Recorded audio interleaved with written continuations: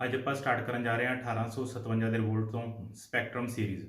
ਜਿਹੜੀ ਸਪੈਕਟਰਮ ਦੀ ਬੁੱਕ ਹੈ ਇੱਕ ਇੰਨੀ ਕੁ ਇੰਪੋਰਟੈਂਟ ਹੈ, ਚਾਹੇ ਤੁਸੀਂ UPSC ਦਾ ਪੇਪਰ ਦੇ ਲਓ ਜਾਂ PPSC ਦਾ।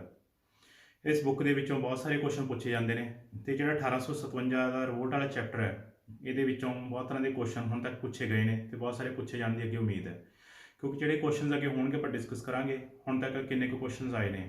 ਤੇ ਤੁਹਾਨੂੰ ਮੈਂ ਇਸ ਗੱਲ ਦਾ ਯਕੀਨ ਦਿਵਾਨਾ ਕਿ ਜੇ ਤੁਸੀਂ ਇਹ ਬੁੱਕ ਸਪੈਕਟਰਮ ਜਾਂ ਖੁਦ ਪੜ੍ਹ ਸਕਦੇ ਹੋ ਜਾਂ ਸੀਰੀਜ਼ ਬਹੁਤ ਚੰਗੀ ਤਰ੍ਹਾਂ ਦੇਖੋਗੇ, ਉਸ ਤੋਂ ਬਾਅਦ ਤੁਹਾਨੂੰ ਕਿਸੇ ਵੀ ਅਕੈਡਮੀ ਦੇ ਨੋਟਸ ਜਾਂ ਕੋਈ ਹੋਰ ਬੁੱਕਸ ਫੋਲੋ ਕਰਨ ਦੀ ਲੋੜ ਨਹੀਂ ਪੈਣੀ। ਇਹ ਬੁੱਕ ਇੰਨੀ ਕੁ ਇੰਪੋਰਟੈਂਟ ਹੈ, ਚਾਹੇ ਤੁਸੀਂ ਸਟੇਟਮੈਂਟ ਬੇਸਡ ਕੁਐਸਚਨ ਜਿਹੜੇ UPSC ਦੇਖੋਗੇ 3 ਜਾਂ 4 ਸਟੇਟਮੈਂਟ ਦਾ ਕੁਐਸਚਨ ਬਣਿਆ ਹੁੰਦਾ ਮਲਟੀਪਲ ਚੋਇਸ ਕੁਐਸਚਨਸ ਦੇ ਵਿੱਚ, ਉਹ ਕੁਐਸਚਨ ਵੀ ਇਹ 'ਚੋਂ ਮਿਸ ਨਹੀਂ ਹੁੰਦਾ। ਤੇ ਹੁਣ ਆਪਾਂ ਇੰਨੇ ਡਿਟੇਲਡ ਢੰਗ ਨਾਲ ਕਰਾਂਗੇ, ਹੋ ਸਕਦਾ ਤੁਹਾਨੂੰ ਇਹਦਾ ਜਿਹੜਾ ਮੇਰਾ ਕਰਾਉਣ ਦਾ ਤਰੀਕਾ ਹੈ ਜਾਂ ਜਿਹੜਾ ਬੁੱਕ ਦਾ ਕੰਟੈਂਟ ਆ ਲੈਂਥੀ ਜਾਂ ਬੋਰਿੰਗ ਲੱਗੇ, ਬਟ ਜਦੋਂ ਆਪਾਂ ਇਹਨੂੰ ਇੱਕ ਵਾਰ ਕਰ ਲਾਂਗੇ ਤਾਂ ਤੁਸੀਂ ਪੇਪਰ ਦੇ ਵਿੱਚ ਖੁਸ਼ ਹੋ ਜਾਓਗੇ ਕਿ ਤੁਹਾਨੂੰ ਪੇਪਰ ਦੇ ਵਿੱਚ ਸਾਰੇ ਕੁਐਸਚਨਸ ਆਉਂਦੇ ਨੇ, ਤੁਹਾਨੂੰ ਕਿਸੇ ਵੀ ਤਰ੍ਹਾਂ ਜੂਝਣਾ ਨਹੀਂ ਪਏਗਾ ਕੁਐਸਚਨਾਂ ਦੇ ਨਾਲ। ਤੇ ਹੁਣ ਆਪਾਂ ਇਸ ਦੀ ਸ਼ੁਰੂਆਤ ਕਰਦੇ ਹਾਂ 1857 ਦੇ ਰਿਵੋਲਟ ਤੋਂ। ਜਿਹੜਾ ਆਪਣਾ ਕਰਨ ਦਾ ਤਰੀਕਾ ਹੋਏਗਾ ਇਸ ਚੈਪਟਰ ਨੂੰ, ਇਸ ਜਿਹੜਾ ਜਿਹਦਾ ਕੰਟੈਂਟ ਹੈ ਵੀਡੀਓ ਦਾ, ਉਹ ਇਹ ਰਹਿਣ ਵਾਲਾ। ਸਭ ਤੋਂ ਪਹਿਲਾਂ ਦੇਖਾਂਗੇ ਵੀ ਰਿਵੋਲਟ ਹੁੰਦਾ ਕਿਉਂ ਆ, ਵੀ ਰਿਵੋਲਟ ਲੋਕ ਕਿਉਂ ਕਰਦੇ ਨੇ, ਕੀ ਗੁੱਸਾ ਸੀਗਾ ਉਹਨਾਂ ਦਾ। ਫਿਰ ਨੈਕਸਟ ਆ ਜਾਏਗਾ ਇਹਦੇ ਕੀ ਕਾਰਨ ਰਹੇ ਨੇ, ਕਿ ਇਹਦੇ ਕਾਜ਼ਿਸ ਕੀ ਨੇ ਇਸ ਰਿਵੋਲਟ ਦੇ। ਫਿਰ ਉਸ ਤੋਂ ਬਾਅਦ ਇਹ ਜਿਹੜਾ ਸ਼ੁਰੂਆਤ ਕਿੱਥੋਂ ਹੁੰਦੀ ਹੈ, ਕਿਵੇਂ ਹੁੰਦੀ ਹੈ ਇਸ ਰਿਵੋਲਟ ਦੀ, ਉਹ ਕਿਹੜੇ ਕਿਹੜੇ ਲੀਡਰਸ ਨੇ, ਜਿਹਦੇ ਵਿੱਚ ਅਕਸਰ ਕੁਐਸਚਨ ਪੁੱਛਿਆ ਜਾਂਦਾ ਵੀ ਇਸ ਰਿਵੋਲਟ ਨੂੰ ਕਿਹੜੀ ਜਗ੍ਹਾ ਤੋਂ ਕਿਸ ਨੇ ਲੀਡ ਕੀਤਾ। ਫਿਰ ਆਪਣਾ ਜਿਹੜਾ ਨੈਕਸਟ ਹੋਏਗਾ ਉਸ ਤੋਂ ਬਾਅਦ ਹੋਏਗਾ ਫੇਲੀਅਰ ਆਫ ਰਿਵੋਲਟ, ਯਾਨੀ ਕਿ ਇਸ ਤੋਂ ਕੀ ਕਾਰਨ ਰਹੇ ਨੇ ਵੀ ਇਹ ਜਿਹੜਾ ਰਿਵੋਲਟ ਹੈ ਉਹ ਫੇਲ ਕਿਉਂ ਹੋਇਆ, ਅੰਗਰੇਜ਼ਾਂ ਨੇ ਇਹਨੂੰ ਕਿਸ ਤਰੀਕੇ ਨਾਲ ਸਪਰੈਸ ਕੀਤਾ ਤੇ ਕਿਹੜੇ ਅੰਗਰੇਜ਼ ਨੇ ਇਹਨੂੰ ਸਪਰੈਸ ਕੀਤਾ, ਕਿਹੜੀ ਜਗ੍ਹਾ ਨੂੰ ਦੁਬਾਰਾ ਤੋਂ ਰੀਕੈਪਚਰ ਕੀਤਾ। ਫਿਰ ਆਪਣਾ ਜਿਹੜਾ ਨੈਕਸਟ ਟੌਪਿਕ ਹੋਏਗਾ ਉਹ ਹੋਏਗਾ ਕੌਨਸੀਕੁਐਂਸਿਸ, ਇਹਦੇ ਕੀ ਨਤੀਜੇ ਨਿਕਲਦੇ ਨੇ ਜਦੋਂ 1857 ਦਾ ਰਿਵੋਲਟ ਫੇਲ ਹੁੰਦਾ, ਇਹਦੇ ਪੋਜ਼ੀਟਿਵ ਆਊਟਕਮਸ ਤੇ ਨੈਗੇਟਿਵ ਆਊਟਕਮਸ ਆਪਾਂ ਦੋਵੇਂ ਡਿਸਕਸ ਕਰਾਂਗੇ, ਕਿਉਂਕਿ ਇਹਨਾਂ ਦੋਨਾਂ ਚੋਂ ਕੁਐਸਚਨ ਫਰੇਮ ਹੁੰਦੇ ਨੇ। ਫਿਰ ਉਸ ਤੋਂ ਬਾਅਦ ਜਿਹੜਾ ਕੌਨਸੀਕੁਐਂਸਿਸ ਹੈ, ਇਸ ਤੋਂ ਬਾਅਦ ਇਸ ਤੋਂ ਨੈਕਸਟ ਸਟੈਪ ਕੀ ਹੁੰਦਾ ਹੈ ਅੰਗਰੇਜ਼ਾਂ ਦਾ। ਹੁਣ ਆਪਾਂ ਦੀ ਸ਼ੁਰੂਆਤ ਕਰਦੇ ਹਾਂ ਵੀ ਜਿਵੇਂ ਕਿ ਤੁਹਾਨੂੰ ਪਹਿਲਾਂ ਦੱਸਿਆ, ਜਿਹੜਾ ਫਸਟ ਹੋਏਗਾ ਵੀ ਰਿਵੋਲਟ ਹੁੰਦਾ ਕਿਉਂ ਹੈ। ਤੁਹਾਨੂੰ ਆਮ ਤੌਰ 'ਤੇ ਪਤਾ ਹੋਏਗਾ ਵਿਦਰੋਹ ਆਪਾਂ ਕਿਉਂ ਕਰਦੇ ਹਾਂ, ਜਦੋਂ ਆਪਾਂ ਕਿਸੇ ਗੱਲ ਤੋਂ ਨਾ ਖੁਸ਼ ਹੋਈਏ ਜਾਂ ਉਹ ਵਾਲੀਆਂ ਪਾਲਿਸੀਜ਼ ਜਿਹੜੀਆਂ ਸਾਨੂੰ ਨਾ ਮਨਜ਼ੂਰ ਹੋਣ, ਆਪਾਂ ਉਹ ਜਦੋਂ ਸਾਨੂੰ ਉਹ ਮਨਜ਼ੂਰ ਨਹੀਂ ਹੁੰਦੀਆਂ ਤੇ ਸਾਡੇ ਉੱਪਰ ਜ਼ਬਰਦਸਤੀ ਲਾਗੂ ਕੀਤੀਆਂ ਜਾਂਦੀਆਂ ਨੇ ਤੇ ਸਾਡੀ ਜਦੋਂ ਨਹੀਂ ਸੁਣਵਾਈ ਹੁੰਦੀ, ਜਦੋਂ ਸਾਡੀ ਨਹੀਂ ਸੁਣਵਾਈ ਹੁੰਦੀ ਆਪਾਂ ਧਰਨੇ ਦਿੰਦੇ ਹਾਂ। ਤੁਸੀਂ ਹੁਣ ਦੇਖਿਆ ਹੋਣਾ ਕੀ ਚੱਲਦਾ ਹੈ। ਇਸੇ ਤਰ੍ਹਾਂ ਜਿਹੜੇ 1857 'ਚ ਉਸ ਉਦੋਂ ਇਹੋ ਜਿਹੀਆਂ ਸਿਚੁਏਸ਼ਨਸ ਬਣੀਆਂ, ਲੋਕਾਂ ਨੂੰ ਇੰਨੇ ਬੁਰੇ ਤਰੀਕੇ ਨਾਲ ਸਪਰੈਸ ਕੀਤਾ ਜਾਂਦਾ ਸੀਗਾ। ਹਰ ਇੱਕ ਵਰਗ ਦਾ ਲੋਕ, ਹਰ ਇੱਕ ਸੁਸਾਇਟੀ ਦੇ ਹਰ ਇੱਕ ਵਰਗ ਦਾ ਲੋਕ ਅੰਗਰੇਜ਼ਾਂ ਤੋਂ ਦੁਖੀ ਸੀ, ਉਹਨਾਂ ਦੇ ਤੌਰ ਤਰੀਕਿਆਂ ਤੋਂ ਦੁਖੀ ਸੀ। ਇਸੇ ਤਰ੍ਹਾਂ ਇਹਦੇ ਵਿੱਚ ਆਪਾਂ ਇਹ ਨਹੀਂ ਕਹਿ ਸਕਦੇ ਵੀ ਇਹਦਾ ਇੱਕ ਕਾਰਨ ਰਿਹਾ ਹੋਊਗਾ ਕੋਈ ਰਿਵੋਲਟ ਕਰਨ ਦਾ। ਜਦੋਂ ਬੈਟਲ ਆਫ ਪਲਾਸੀ ਹੁੰਦੀ ਹੈ 1757 ਤੋਂ ਲੈ ਕੇ 1857 ਤੱਕ, ਜਿਹੜਾ 100 ਸਾਲ ਦਾ ਪੀਰੀਅਡ ਹੈ, ਇਹ ਬਹੁਤ ਹੀ ਟਰਮੋਇਲ ਵਾਲਾ ਰਹਿੰਦਾ ਹੈ। ਇਸ ਦੇ ਵਿੱਚ ਅਲੱਗ-ਅਲੱਗ ਹਰ ਇੰਡੀਆ ਦੇ ਵਿੱਚ ਕੋਨੇ 'ਚ ਕਿਤੇ ਨਾ ਕਿਤੇ ਕੋਈ ਨਾ ਕੋਈ ਵਿਦਰੋਹ ਹੋਇਆ ਸੀਗਾ। ਇਸ ਕਰਕੇ ਜਿਹੜਾ ਲੋਕਾਂ ਦਾ ਗੁੱਸਾ ਸੀਗਾ ਬ੍ਰਿਟਿਸ਼ ਐਕਸਪੈਂਸ਼ਨਿਸਟ ਪਾਲਿਸੀਜ਼ ਦੇ ਖਿਲਾਫ, ਉਹਨਾਂ ਦੀ ਇਕਨੋਮਿਕ ਲੁੱਟ ਖਸੁੱਟ ਦੇ ਖਿਲਾਫ, ਐਡਮਿਨਿਸਟ੍ਰੇਟਿਵ ਇਨੋਵੇਸ਼ਨਸ ਜਿਹੜੀ ਇਹਦੇ ਵਿੱਚੋਂ ਜਿਹੜੀ ਅੱਜ ਲਾਲ ਫੀਤਾਸ਼ਾਹੀ ਜਿਹਨੂੰ ਆਪਾਂ ਰੈਡ ਟੇਪਿਜ਼ਮ ਕਹਿੰਦੇ ਹਾਂ, ਕਰਪਸ਼ਨ, ਇਹਦੇ ਜੀਨਸ ਆਪਾਂ ਉਦੋਂ ਦੇਖਦੇ ਹਾਂ ਜਿਹੜੇ ਅੰਗਰੇਜ਼ਾਂ ਦੇ ਕੰਮ ਕਰਨ ਦੇ ਤੌਰ ਤਰੀਕੇ ਸੀਗੇ। ਇਹਨਾਂ ਸਭ ਚੀਜ਼ਾਂ ਦੇ ਨਾਲ ਲੋਕ ਬਹੁਤ ਦੁਖੀ ਸੀਗੇ ਤੇ ਇਹਨਾਂ ਦੇ ਨਾਲ ਕੀ ਹੁੰਦਾ ਸੀਗਾ, ਜਦੋਂ ਉਹਨਾਂ ਤੋਂ ਬਹੁਤ ਹੀ ਹਾਈ ਰੈਵਨਿਊ ਡਿਮਾਂਡ ਕੀਤੀ ਜਾਂਦੀ ਸੀਗੀ ਆਪਣੇ ਕਿਸਾਨਾਂ ਦੇ ਉੱਤੋਂ, ਉਹ ਨਹੀਂ ਸੀ ਦੇ ਸਕਦੇ। ਇਸ ਤਰ੍ਹਾਂ ਜਿਹੜੇ ਜ਼ਮੀਂਦਾਰ ਸੀਗੇ, ਟ੍ਰੇਡਰਸ ਸੀਗੇ, ਆਰਟੀਸਨ ਸੀਗੇ, ਪੰਡਿਤ, ਯਾਨੀ ਕਿ ਜਿਹੜੇ ਰਿਲੀਜੀਅਸ ਪੀਪਲ ਸੀਗੇ, ਉਹ ਵੀ ਇਹਨਾਂ ਦੀ ਪਾਲਿਸੀਜ਼ ਤੋਂ ਬਹੁਤ ਦੁਖੀ ਸੀਗੇ, ਕਿਉਂਕਿ ਉਹ ਜਿਹੜਾ ਧਰਮ ਪਰਿਵਰਤਨ ਚੱਲ ਰਿਹਾ ਸੀ, ਇਹਨਾਂ ਦੇ ਧਾਰਮਿਕ ਸਥਾਨਾਂ ਦੇ ਉੱਪਰ ਟੈਕਸ ਲਗਾ ਦਿੱਤਾ ਜਾਂਦਾ ਸੀਗਾ। ਇਸ ਕਰਕੇ ਇਹਨਾਂ ਧਾਰਮਿਕ ਲੋਕਾਂ 'ਚ ਵੀ ਗੁੱਸਾ ਸੀਗਾ। ਜ਼ਮੀਂਦਾਰਾਂ 'ਚ ਤਾਂ ਗੁੱਸਾ ਸੀਗਾ ਕਿ ਜਦੋਂ ਉਹ ਮਨੀ ਲੈਂਡਰ ਨੂੰ ਪੈਸੇ ਨਹੀਂ ਸੀ ਦੇ ਪਾਉਂਦੇ, ਉਹਦਾ ਲੋਨ ਨਹੀਂ ਸੀ ਮੋੜ ਸਕਦੇ, ਤਾਂ ਉਹਨਾਂ ਦੀਆਂ ਜ਼ਮੀਨਾਂ ਖੋਹ ਲਈਆਂ ਜਾਂਦੀਆਂ ਸੀਗੀਆਂ। ਇਸ ਕਰਕੇ ਜ਼ਮੀਂਦਾਰ ਵੀ ਦੁਖੀ ਸੀਗਾ। ਤੇ ਜਿਹੜਾ ਸਾਰਾ ਗੁੱਸਾ ਹੈ ਇਹ 1857 ਦੇ ਰਿਵੋਲਟ ਦੇ ਰੂਪ ਦੇ ਵਿੱਚ ਭੜਕਦਾ ਹੈ, ਜਿਹੜਾ ਬ੍ਰਿਟਿਸ਼ ਰਾਜ ਦੀਆਂ ਜੜ੍ਹਾਂ ਨੇ ਹਿੰਦੁਸਤਾਨ ਦੇ ਵਿੱਚ ਬੁਰੀ ਤਰ੍ਹਾਂ ਹਿੱਲ ਕੇ ਰਹਿ ਜਾਂਦੀਆਂ ਨੇ। ਕਈ ਵਾਰੀ ਕੀ ਹੁੰਦਾ ਸੀ, ਜਿਹੜਾ ਰਿਵੋਲਟ ਹੈ ਹੁੰਦਾ ਤਾਂ ਇਹ ਮਨੀ ਲੈਂਡਰ ਦੇ ਖਿਲਾਫ ਸੀਗਾ, ਵੀ ਜਿਹੜੇ ਪੈਸੇ ਵਿਆਜ 'ਤੇ ਦਿੰਦੇ ਸੀ ਜਾਂ ਲੋਨ ਦਿੰਦੇ ਸੀਗੇ, ਬਟ ਇਹ ਜਾਂਦਾ ਕਈ ਵਾਰੀ ਜਿਹੜੇ ਬ੍ਰਿਟਿਸ਼ ਕੰਪਨੀਆਂ ਉਹਨਾਂ ਦੇ ਆਫੀਸ਼ੀਅਲਸ ਦੇ ਖਿਲਾਫ ਹੋ ਜਾਂਦਾ ਸੀ, ਕਿਉਂਕਿ ਉਹਨਾਂ ਨੂੰ ਪ੍ਰੋਟੈਕਟ ਕੌਣ ਕਰਦਾ ਸੀ, ਜ਼ਮੀਂਦਾਰਾਂ ਨੂੰ। ਜਿਹੜੇ ਵੱਡੇ ਜ਼ਮੀਂਦਾਰ ਹੁੰਦੇ ਸੀਗੇ, ਮਨੀ ਲੈਂਡਰਸ ਹੁੰਦੇ ਸੀਗੇ, ਉਹਨਾਂ ਨੂੰ ਪ੍ਰੋਟੈਕਟ ਕਰਦੀ ਸੀਗੀ ਅੰਗਰੇਜ਼ਾਂ ਦੀ ਪੁਲਿਸ। ਇਸ ਕਰਕੇ ਇਹ ਜਿਹੜਾ ਗੁੱਸਾ ਉਹਨਾਂ ਦੇ ਖਿਲਾਫ ਹੁੰਦਾ ਅੰਗਰੇਜ਼ਾਂ ਦੇ ਖਿਲਾਫ ਹੋ ਜਾਂਦਾ ਸੀ। ਹੁਣ ਨੇ ਮੇਜਰ ਕਾਜ਼ਿਸ ਆਫ ਰਿਵੋਲਟ ਆਫ 1857, ਯਾਨੀ ਕਿ ਮੇਜਰ ਕਾਜ਼ਿਸ ਕੀ ਰਹੇ ਨੇ 1857 ਦੇ ਰਿਵੋਲਟ ਦੇ। ਸਭ ਤੋਂ ਪਹਿਲਾਂ ਇਕਨੋਮਿਕ ਕਾਜ਼ਿਸ, ਯਾਨੀ ਕਿ ਆਰਥਿਕ ਲੁੱਟ ਖਸੁੱਟ। ਹੁਣ ਦੇਖੋ ਅੰਗਰੇਜ਼ ਕਿਵੇਂ ਕਰਦੇ ਨੇ। Introduction of new revenue settlement system, ਯਾਨੀ ਕਿ ਜਿਹੜਾ ਪਹਿਲਾਂ ਉਹਨਾਂ ਦਾ ਰੈਵਨਿਊ ਤਰੀਕਾ ਸੀਗਾ ਉਹ ਬਦਲ ਕੇ ਇੱਕ ਨਵਾਂ ਇੰਟਰੋਡਿਊਸ ਕਰ ਦਿੱਤਾ ਜਾਂਦਾ। ਜਿਵੇਂ ਕਿ ਪਰਮਾਨੈਂਟ ਸੈਟਲਮੈਂਟ ਸਿਸਟਮ ਜਿਹੜਾ ਕਿ ਲਾਰਡ ਕਾਰਨਵਾਲਿਸ ਲੈ ਕੇ ਆਉਂਦਾ ਹੈ। ਇਸੇ ਤਰ੍ਹਾਂ ਰਈਅਤਵਾੜੀ ਸਿਸਟਮ ਜਿਹੜਾ ਕਿ ਥਾਮਸ ਮੁਨਰੋ ਲੈ ਕੇ ਆਉਂਦਾ ਹੈ। ਮਹਿਲਵਾੜੀ ਸਿਸਟਮ ਤੁਹਾਨੂੰ ਪਤਾ ਹੋਊਗਾ ਜੇ ਇਹ ਸੀਗਾ ਨਦਰਨ ਪ੍ਰੋਵਿੰਸਿਸ ਦੇ ਵਿੱਚ, ਪੰਜਾਬ ਦੇ ਵਿੱਚ ਇਹ ਸੀਗਾ ਮਹਿਲਵਾੜੀ ਸਿਸਟਮ। ਤੇ ਹੈਵੀ ਟੈਕਸੇਸ਼ਨ ਡਿਮਾਂਡ, ਜਿਹਦੇ ਕਰਕੇ ਜਿਹੜੇ ਜਿਵੇਂ ਕਿ ਤੁਹਾਨੂੰ ਪਹਿਲਾਂ ਦੱਸਿਆ ਜਿਹੜੇ ਆਪਣੇ ਕਿਸਾਨ ਸੀਗੇ, ਜਦੋਂ ਉਹਨਾਂ ਤੋਂ ਹੈਵੀ ਡਿਮਾਂਡ ਕੀਤੀ ਜਾਂਦੀ ਸੀਗੀ ਤਾਂ ਉਹਨਾਂ ਨੂੰ ਲੋਨ ਲੈਣਾ ਪੈਂਦਾ ਸੀਗਾ ਮਨੀ ਲੈਂਡਰਸ ਤੋਂ, ਤੇ ਲੋਨ ਨਾ ਚੁਕਾਉਣ ਦੀ ਸੂਰਤ ਦੇ ਵਿੱਚ ਉਹਨਾਂ ਦੀ ਜ਼ਮੀਨ ਕੁਰਕ ਕਰ ਲਿੱਤੀ ਜਾਂਦੀ ਸੀਗੀ, ਜਿਸ ਕਰਕੇ ਉਹ ਲੈਂਡਲੈਸ ਲੇਬਰ ਬਣ ਕੇ ਰਹਿ ਜਾਂਦੇ ਸੀਗੇ। ਤੇ ਜਿਹੜੇ ਮਨੀ ਲੈਂਡਰ ਸੀਗੇ ਉਹ ਨਵੇਂ ਜ਼ਮੀਂਦਾਰ ਬਣ ਗਏ ਸੀਗੇ, ਕਿਉਂਕਿ ਜ਼ਮੀਨਾਂ ਹੁਣ ਉਹਨਾਂ ਕੋਲ ਚਲੀਆਂ ਗਈਆਂ, ਉਹਨਾਂ ਕੋਲ ਗਿਰਵੀ ਰੱਖੀਆਂ ਹੁੰਦੀਆਂ ਸੀ, ਤਾਂ ਹੁਣ ਉਹ ਨਵੇਂ ਮਾਲਕ ਬਣ ਗਏ ਸੀਗੇ। ਤੇ ਜਿਹੜਾ ਨਵਾਂ ਪੁਰਾਣਾ ਜ਼ਮੀਂਦਾਰੀ ਸਿਸਟਮ ਸੀਗਾ ਉਹ ਐਬੋਲਿਸ਼ ਕਰਤਾ ਗਿਆ, ਖਤਮ ਕਰ ਦਿੱਤਾ ਗਿਆ। ਇਸੇ ਤਰ੍ਹਾਂ ਦੀ ਕੰਡੀਸ਼ਨ ਸੀਗੀ ਆਰਟੀਸਨਸ ਤੇ ਹੈਂਡੀਕ੍ਰਾਫਟ ਪੀਪਲ ਦੇ ਨਾਲ। ਜਿਹੜੀ ਬ੍ਰਿਟਿਸ਼ ਪਾਲਿਸੀ ਸੀਗੀਆਂ ਉਹ ਡਿਸਕਰੇਜ ਕਰਦੀਆਂ ਸੀਗੀਆਂ ਇੰਡੀਅਨ ਹੈਂਡੀਕ੍ਰਾਫਟ ਨੂੰ, ਤੇ ਪ੍ਰਮੋਟ ਕਰਦੇ ਸੀਗੇ ਬ੍ਰਿਟਿਸ਼ ਮੇਡ ਗੁਡਸ ਨੂੰ। ਤੇ ਜਿਹੜਾ ਆਪਣਾ ਹਾਈਲੀ ਸਕਿਲਡ ਇੰਡੀਅਨ ਕਰਾਫਟਮੈਨ ਸੀਗਾ ਉਹਨੂੰ ਕੋਈ ਹੋਰ ਜੌਬ ਬਾਰੇ ਦੇਖਣਾ ਪਿਆ, ਜਿਹੜੀ ਕਿ ਉੱਥੋਂ ਹਾਰਡਲੀ ਐਗਜ਼ਿਸਟ ਕਰਦੀ ਸੀ, ਯਾਨੀ ਕਿ ਕੋਈ ਨਾ ਦੇ ਬਰਾਬਰ ਹੀ ਸੀਗੀ, ਉਹਨਾਂ ਨੂੰ ਨਵੀਂ ਜੌਬ ਹੀ ਨਹੀਂ ਸੀ ਤੇ ਨਾ ਹੀ ਉਹਨਾਂ ਨੂੰ ਕੋਈ ਨਵਾਂ ਕੰਮ ਆਉਂਦਾ ਸੀ। ਜਦੋਂ ਮਸ਼ੀਨਾਂ ਆ ਗਈਆਂ ਉਹਨਾਂ ਨੂੰ ਮਸ਼ੀਨਾਂ ਨਹੀਂ ਸੀ ਚਲਾਉਣੀਆਂ ਆਉਂਦੀਆਂ, ਇਸ ਕਰਕੇ ਉਹ ਸਿਰਫ ਫੈਕਟਰੀ ਵਰਕਰ ਬਣ ਕੇ ਰਹਿ ਗਏ, ਜਿਸ ਕਰਕੇ ਉਹ ਗਰੀਬੀ ਦੇ ਵਿੱਚ ਹੋਰ ਗਰਕਦੇ ਚਲੇ ਗਏ। ਇਸੇ ਤਰ੍ਹਾਂ ਦੀ ਕੰਡੀਸ਼ਨ ਸੀਗੀ ਇੰਡੀਅਨ ਟ੍ਰੇਡਰਸ ਦੇ ਨਾਲ। ਜਿਹੜਾ ਇੰਡੀਅਨ ਟ੍ਰੇਡ ਸੀਗਾ ਉਹਨੂੰ ਡਿਸਕਰੇਜ ਕੀਤਾ ਜਾਂਦਾ ਸੀਗਾ by imposing high tariffs on Indian made goods. ਤੇ ਜਿਹੜੀਆਂ ਬ੍ਰਿਟੇਨ ਤੋਂ ਚੀਜ਼ਾਂ ਆਉਂਦੀਆਂ ਸੀ ਉਹ ਰੈਡੀਮੇਡ ਹੁੰਦੀਆਂ ਸੀਗੀਆਂ, ਸਸਤੀਆਂ ਹੁੰਦੀਆਂ ਸੀ, ਕਿਉਂਕਿ ਤੁਹਾਨੂੰ ਪਤਾ ਜਦੋਂ ਹਾਈ ਵੋਲੀਅਮ ਦੇ ਬਣਨਗੀਆਂ ਤਾਂ ਉਹਦੀ ਲਾਗਤ ਘੱਟ ਆਏਗੀ, ਤੇ ਸਾਤੋਂ ਜਿਹੜਾ ਰਾ ਮਟੀਰੀਅਲ ਹੈ ਉਹ ਮਹਿੰਗੇ ਭਾਅ ਦਾ ਲੈ ਕੇ ਜਾਂਦੇ ਸੀ, ਤੇ ਉੱਥੋਂ ਜਿਹੜੀਆਂ ਗੁਡਸ ਨੇ ਉਹ ਸਸਤੀਆਂ ਮਿਲਦੀਆਂ ਸੀ। ਤੇ ਜੇ ਕੋਈ ਵੀ ਇੰਡੀਆ ਦੀ ਗੁੱਡ ਹੈ, ਜੇ ਕਾਟਨ ਟੈਕਸਟਾਈਲ ਉਸ ਵਕਤ 19th ਸੈਂਚਰੀ ਦੇ ਵਿੱਚ ਬਹੁਤ ਹੀ ਪੀਕ ਦੇ ਉੱਪਰ ਚੱਲ ਰਿਹਾ ਸੀਗਾ, ਉਹ ਜਿਹੜਾ ਬ੍ਰਿਟੇਨ 'ਚ ਜਾਂਦਾ ਸੀ ਜਾਂ ਹੋਰ ਯੂਰਪ ਦੇ ਦੇਸ਼ਾਂ ਵਿੱਚ ਜਾਂਦਾ ਸੀ ਉਹਦੇ ਉੱਪਰ ਹਾਈ ਇੰਪੋਰਟ ਡਿਊਟੀ ਲੱਗ ਜਾਂਦੀ ਸੀ, ਜਿਹਦੇ ਕਰਕੇ ਉਹ ਮਹਿੰਗਾ ਹੋ ਜਾਂਦਾ ਸੀ ਆਪਣਾ ਇੰਡੀਆ ਦਾ ਪ੍ਰੋਡਕਟ, ਤੇ ਉੱਥੇ ਨਹੀਂ ਸੀ ਵਿਕਦਾ, ਇਸ ਕਰਕੇ ਆਪਾਂ ਨੂੰ ਉੱਥੇ ਵੀ ਮਾਰ ਪੈਂਦੀ ਸੀਗੀ। ਇਸ ਕਰਕੇ 19ਵੀਂ ਸਦੀ ਦੇ ਅਖੀਰ 'ਚ ਆਉਂਦੇ ਜਿਹੜਾ ਇੰਡੀਅਨ ਟੈਕਸਟਾਈਲ ਸੀਗਾ ਇਹ ਬਿਜ਼ਨਸ ਪੂਰੀ ਤਰ੍ਹਾਂ ਖਤਮ ਕਰਤਾ ਗਿਆ, ਜਿਸ ਕਰਕੇ ਇੰਡੀਅਨ ਇੰਡਸਟਰੀ ਇਹ ਖਤਮ ਹੋ ਗਈ। ਤੇ ਜਿਹੜਾ ਸਾਰਾ ਪ੍ਰੈਸ਼ਰ ਸੀਗਾ ਉਹ ਐਗਰੀਕਲਚਰ ਲੈਂਡ 'ਤੇ ਆ ਗਿਆ, ਜਿਵੇਂ ਕਿ ਆਪਾਂ ਹੁਣ ਦੇਖਦੇ ਹਾਂ ਵੀ ਇਹ ਸੈਗਰੀਗੇਟ ਹੁੰਦੀ ਜਾ ਰਹੀ ਆ, ਤੇ ਜਿਹੜੀ ਸਾਡੀ ਡਿਮਾਂਡ ਆ ਉਹ ਲੈਂਡ ਨਹੀਂ ਸੀ ਪੂਰੀ ਕਰ ਸਕਦੀ, ਕਿਉਂਕਿ ਜਦੋਂ ਜਿਹੜੇ ਸਾਰੇ ਵਰਕਰ ਵਿਹਲੇ ਹੋ ਗਏ ਹੁਣ ਉਹਨਾਂ ਨੇ ਕਿਤੇ ਤੋਂ ਖਾਣਾ ਹੀ ਆ, ਤੇ ਜਿਹੜੀਆਂ ਲੈਂਡ ਸੀਗੀਆਂ ਹੁਣ ਅੱਗੇ ਉਹਨਾਂ ਦੀ ਸੈਗਰੀਗੇਸ਼ਨ ਹੁੰਦੀ ਗਈ, ਲੈਂਡ ਘਟਦੀ ਗਈ, ਤੇ ਸਾਡੀ ਜਿਹੜੀ ਪ੍ਰੋਡਕਸ਼ਨ ਆ ਉਹ ਵੀ ਘਟਦੀ ਗਈ। ਇਸ ਤਰ੍ਹਾਂ ਐਡਮਿਨਿਸਟ੍ਰੇਟਿਵ ਕਾਜ਼ਿਜ਼ ਆ ਜਾਂਦੇ ਨੇ। ਇਹਨਾਂ ਦਾ ਪ੍ਰਸ਼ਾਸਨ ਚਲਾਉਣ ਦਾ ਜਿਹੜਾ ਤਰੀਕਾ ਸੀਗਾ ਉਹਦੇ ਵਿੱਚ ਰਿਸ਼ਵਤ ਬਹੁਤ ਜ਼ਿਆਦਾ ਚੱਲਦੀ ਸੀਗੀ। ਇਹ ਇੱਕ ਸਭ ਤੋਂ ਵੱਡਾ ਮੇਜਰ ਕਾਜ਼ ਹੈ ਜਿਹੜਾ ਹਿਸਟੋਰੀਅਨਸ ਨੇ ਦੇਖਿਆ, ਐਡਮਿਨਿਸਟ੍ਰੇਟਿਵ ਕਾਜ਼ ਹੈ ਹਾਈ ਕਰਪਸ਼ਨ। ਤੇ ਜਿਹੜੇ ਇੰਡੀਅਨਸ ਸੀਗੇ ਉਹ ਬ੍ਰਿਟਿਸ਼ ਰੂਲ ਨੂੰ ਦੇਖਦੇ ਵੀ ਸਾਡੇ ਦੇ ਉੱਪਰ ਏਲੀਅਨਸ ਆ ਕੇ ਰਾਜ ਕਰ ਰਹੇ ਨੇ। ਇੱਕ ਇਹ ਵੀ ਸਾਡਾ ਦੇਖਣ ਦਾ ਨਜ਼ਰੀਆ ਬਹੁਤ ਵੱਡਾ ਕਾਰਨ ਰਿਹਾ ਕਿ ਅਸੀਂ ਇਹਨਾਂ ਨੂੰ ਸਮਝਦੇ ਸੀਗੇ ਵੀ ਸਾਡੇ ਉੱਪਰ ਹਰ ਚੀਜ਼ ਆ ਕੇ ਥੋਪ ਦਿੰਦੇ ਨੇ, ਸਾਡੀ ਆਜ਼ਾਦੀ ਆ ਉਹ ਖੋਹ ਲਈ। ਨੈਕਸਟ ਹੈ ਸੋਸ਼ੀਓ ਰਿਲੀਜੀਅਸ ਕਾਜ਼ਿਜ਼। ਸੋਸ਼ੀਓ ਰਿਲੀਜੀਅਸ ਕਾਜ਼ਿਜ਼ ਯਾਨੀ ਕਿ ਜਿਹੜੇ ਸਾਡੇ ਸੋਸ਼ਲ ਤੇ ਰਿਲੀਜਨ ਨਾਲ ਸੰਬੰਧਿਤ ਨੇ ਉਹਦੇ ਕੀ ਕਾਰਨ ਨੇ। Racial overtones and superiority complex. ਅੰਗਰੇਜ਼ਾਂ ਨੂੰ ਲੱਗਦਾ ਸੀ ਵੀ ਅਸੀਂ ਜ਼ਿਆਦਾ ਸੁਪੀਰੀਅਰ ਆ। ਜਿਹੜੀ ਵਾਈਟ ਵਾਰਡਨ ਥਿਊਰੀ ਹੈ ਵੀ ਜਿਹੜੇ ਇੰਡੀਅਨਸ ਨੇ ਇਹਨਾਂ ਨੂੰ ਸਿਵਲਾਈਜ਼ ਕਰਨ ਲਈ ਰੱਬ ਨੇ ਸਾਡੀ ਡਿਊਟੀ ਲਾਈ ਆ, ਅਸੀਂ ਸੁਪੀਰੀਅਰ ਰੇਸ ਆ, ਅਸੀਂ ਇਹਨਾਂ ਦੇ ਉੱਪਰ ਰਾਜ ਕਰਾਂਗੇ। Activities of Christian missionaries. ਜਿਹੜੀਆਂ ਕ੍ਰਿਸਚਨ ਮਿਸ਼ਨਰੀਜ਼ ਤੁਸੀਂ ਅੱਜ ਵੀ ਦੇਖਦੇ ਹੋ ਵੀ ਜਿਹੜਾ ਧਰਮ ਪਰਿਵਰਤਨ ਉਹਦੇ ਖਿਲਾਫ ਲੋਕ ਹੋ ਜਾਂਦੇ ਨੇ, ਤੇ ਉਦੋਂ ਵੀ ਸੀਗੇ। ਉਹਨਾਂ ਨੂੰ ਲੱਗਦਾ ਸੀ ਇਹ ਸਾਡੇ ਧਰਮ ਨੂੰ ਖਤਮ ਕਰਨਾ ਚਾਹੁੰਦੇ ਨੇ। ਜਿਹੜੀਆਂ ਫੋਰਸਫੁਲੀ ਕਨਵਰਜਨਸ ਹੋ ਰਹੀਆਂ ਨੇ ਲੋਕ ਇਹਨਾਂ ਦੇ ਖਿਲਾਫ ਸੀ, ਤੇ ਇਹਦੇ ਖਿਲਾਫ ਬਹੁਤ ਸਾਰੀਆਂ ਰਿਲੀਜੀਅਸ ਮੂਵਮੈਂਟਸ ਚੱਲੀਆਂ। ਜਿਹੜੇ ਸੋਸ਼ਲ ਰਿਫਾਰਮਸ ਹੋਣਗੇ ਆਪਾਂ ਨੈਕਸਟ ਚੈਪਟਰ 'ਚ ਕਰਾਂਗੇ, ਯਾਨੀ ਕਿ ਇਸ ਤੋਂ ਨੈਕਸਟ ਜਿਹੜੀ ਵੀਡੀਓ ਆਉਣ ਵਾਲੀ ਹੈ ਉਹਦੇ ਵਿੱਚ ਕਰਾਂਗੇ। ਜਿਹੜੀ ਕਿ ਇਹਨਾਂ ਨੇ ਸੋਸ਼ਲ ਰਿਲੀਜੀਅਸ ਰਿਫਾਰਮਸ ਕਰਨ ਦੀ ਕੋਸ਼ਿਸ਼ ਕੀਤੀ, ਹਾਲਾਂਕਿ ਕੁਝ ਤਾਂ ਵਧੀਆ ਸੀਗੇ, ਬਟ ਜਿਹੜੇ ਰਾਧਾਕਾਂਤ ਦੇਵ ਵਰਗੇ ਲੋਕ ਸੀਗੇ ਉਹ ਇਹਦਾ ਵਿਰੋਧ ਕਰਦੇ ਸੀਗੇ। ਯਾਨੀ ਕਿ ਅਬੋਲਿਸ਼ਨ ਆਫ ਸਤੀ, ਇਹ ਬਹੁਤ ਵਧੀਆ ਗੱਲ ਹੈ ਨਾ, ਜਦੋਂ ਸਤੀ ਅਬੋਲਿਸ਼ ਕਰਤੀ ਗਈ। ਜਦੋਂ ਸਤੀ ਹੈ ਜਿਹੜੀ ਰਾਜਾ ਰਾਮ ਮੋਹਨ ਰਾਏ ਦੀ ਐਫਰਟਸ ਦੇ ਨਾਲ ਅੰਗਰੇਜ਼ਾਂ ਨੇ ਅਬੋਲਿਸ਼ ਕੀਤੀ, ਲਾਰਡ ਵਿਲੀਅਮ ਬੈਂਟਿਕ ਨੇ, ਤਾਂ ਉਹਦਾ ਸਥਾਨਕ ਲੋਕਾਂ ਨੇ ਵਿਰੋਧ ਕੀਤਾ। ਉਹਨਾਂ ਨੂੰ ਲੱਗਦਾ ਸੀ ਕਿ ਸਾਡੇ ਧਰਮ ਦੇ ਵਿੱਚ ਸਿੱਧਾ ਹਸਤਕਸ਼ੇਪ ਹੈ। ਉਹ ਨਹੀਂ ਸੀ ਚਾਹੁੰਦੇ ਕੋਈ ਹੋਰ ਆ ਕੇ ਰਿਫਾਰਮ ਕਰੇ। ਉਹ ਕਹਿੰਦੇ ਸੀ ਅਸੀਂ ਆਪਣੇ ਧਰਮ ਦੇ ਵਿੱਚ ਆਪਣੇ ਪਰ ਰਿਫਾਰਮ ਕਰ ਲਾਂਗੇ, ਸਾਨੂੰ ਜ਼ਿਆਦਾ ਵਧੀਆ ਪਤਾ ਹੈ। ਇਸ ਕਰਕੇ ਆਊਟਸਾਈਡਰਸ ਦਾ ਇਹਦੇ ਵਿੱਚ ਦੇਖਦੇ ਸੀਗੇ, ਜਿਹੜਾ ਰਿਲੀਜੀਅਸ ਡੋਮੇਨ ਦੇ ਵਿੱਚ ਇੰਡੀਅਨ ਸੋਸਾਇਟੀ ਦੇ ਵਿੱਚ ਆਊਟਸਾਈਡਰ ਸਾਨੂੰ ਬਰਦਾਸ਼ਤ ਨਹੀਂ ਹੈਗੇ ਕੋਈ ਹਸਤਕਸ਼ੇਪ ਕਰਨ। ਇਸੇ ਤਰ੍ਹਾਂ ਜਿਹੜਾ ਡਿਸੀਜਨ ਸੀਗਾ ਉਹਨਾਂ ਦਾ ਟੈਕਸ ਲਗਾਉਣ ਦਾ ਮੌਸਕ ਦੇ ਉੱਪਰ ਤੇ ਰਿਲੀਜੀਅਸ ਲੈਂਡ ਦੇ ਉੱਪਰ, ਲੋਕ ਉਹਦੇ ਵੀ ਖਿਲਾਫ ਸੀਗੇ। ਜਿਸ ਕਰਕੇ ਕੀ ਹੋਇਆ, ਰਿਲੀਜੀਅਸ ਡਿਸਐਬਿਲਿਟੀ ਐਕਟ ਕੈਨਿੰਗ ਨੇ ਪਾਸ ਕੀਤਾ 1856 ਦੇ ਵਿੱਚ। ਇਸ ਐਕਟ ਦੇ ਪਾਸ ਹੋਣ ਤੋਂ ਪਹਿਲਾਂ ਕੀ ਸੀਗਾ ਵੀ ਜੇ ਕੋਈ ਆਪਣਾ ਧਰਮ ਬਦਲਦਾ ਸੀਗਾ ਤਾਂ ਉਹ ਆਪਣੀ ਪਿਓ ਪੁਰਖਿਆਂ ਦੀ ਜਾਇਦਾਦ ਤੋਂ ਵਾਂਝਾ ਹੋ ਜਾਂਦਾ ਸੀ। ਬਟ ਜਦੋਂ 1856 ਦਾ ਰਿਲੀਜੀਅਸ ਡਿਸੇਬਿਲਿਟੀ ਐਕਟ ਇਹ ਪਾਸ ਹੁੰਦਾ ਹੈ, ਹੁਣ ਇਸ ਤੋਂ ਬਾਅਦ ਕੀ ਹੁੰਦਾ, ਜੇ ਕੋਈ ਆਪਣਾ ਧਰਮ ਪਰਿਵਰਤਨ ਕਰਦਾ ਹੈ ਕੋਈ ਸਨ, ਤਾਂ ਆਪਣੇ ਫਾਦਰ ਦੀ ਜਿਹੜੀ ਪ੍ਰਾਪਰਟੀ ਆ ਉਹਦਾ ਪੂਰੀ ਤਰ੍ਹਾਂ ਲੀਗਲ ਵਾਰਿਸ ਹੋਏਗਾ, ਪਹਿਲਾਂ ਨਹੀਂ ਸੀ। ਇਸ ਕਰਕੇ ਲੋਕ ਇਹਦਾ ਵੀ ਵਿਦਰੋਹ ਕਰਦੇ ਸੀਗੇ।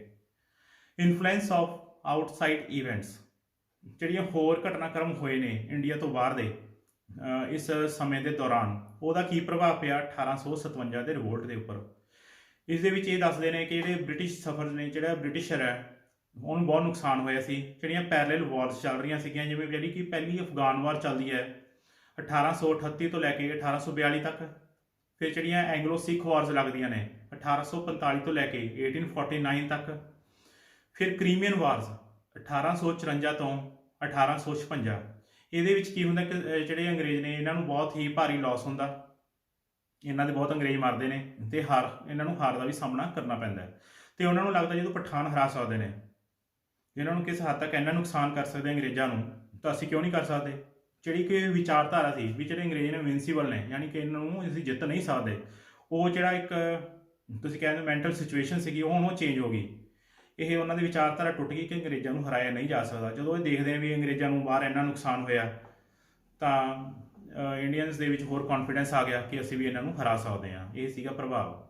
ਡਿਸਕੰਟੈਂਟ ਅਮੰਗ ਸਪਾਈਜ਼, ਜਿਹੜੇ ਸਾਡੇ ਸਿਪਾਹੀ ਸੀਗੇ ਉਹਨਾਂ ਦੇ ਵਿੱਚ ਕਿਸ ਗੱਲ ਦਾ ਗੁੱਸਾ ਸੀਗਾ, ਜਿਹੜੀ ਕੰਡੀਸ਼ਨ ਆਫ ਸਰਵਿਸ ਸੀਗੀ ਇਨ ਕੰਪਨੀਜ਼ ਆਰਮੀ, ਉਹ ਕਨਫਲਿਕਟ ਵਿੱਚ ਸੀਗੀਆਂ ਇਹਨਾਂ ਦੇ ਰਿਲੀਜੀਅਸ ਬਿਲੀਫਸ ਦੇ ਨਾਲ। ਉਹ ਇਹਨਾਂ ਨੂੰ ਕੋਈ ਵੀ ਧਾਰਮਿਕ ਇਹਨਾਂ ਦਾ ਸਾਈਨ ਉਹ ਨਹੀਂ ਸੀ ਪਾਉਣ ਦਿੰਦੇ। ਜਿਵੇਂ ਆਪਾਂ ਇਸ ਵਕਤ ਦੇਖਦੇ ਹਾਂ ਟਰਬਨ ਹੈ ਆਪਣੇ ਸਿੱਖਾਂ ਦੀ, ਜਾਂ ਹਿੰਦੂਆਂ ਦਾ ਕੋਈ ਜਨੇਊ ਆ, ਉਹ ਇਹੋ ਜਿਹੀ ਚੀਜ਼ ਨਹੀਂ ਸੀ ਪਾਉਣ ਦਿੰਦੇ ਇਹਨਾਂ ਨੂੰ, ਜਿਸ ਕਰਕੇ ਲੱਗਦਾ ਸੀ ਇਹ ਸਾਡੇ ਧਰਮ ਦੇ ਨਾਲ ਛੇੜਛਾੜ ਹੈ।